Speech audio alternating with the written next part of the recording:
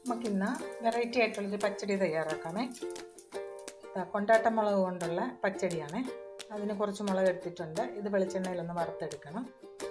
പിന്നെ വേണ്ടത് സവാള ചെറുതായിട്ട് അരിഞ്ഞത്, ഒരു ചെറിയ പച്ചമുളക്, കുറച്ച് തക്കാളിക്ക, കുറച്ച് മല്ലിയില. ഇനി മുളകൊന്ന് വറുത്തെടുത്തുകൊണ്ട് വരാമേ. മുളക് വറുത്തെടുത്തു.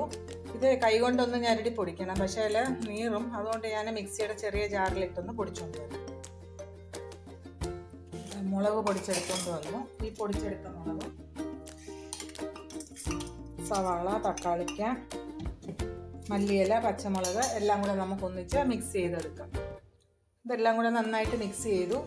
ഇനി ഇതിലേക്ക് നമുക്ക് ആവശ്യത്തിന് ഉപ്പും തൈരും ചേർത്ത് കൊടുക്കാം.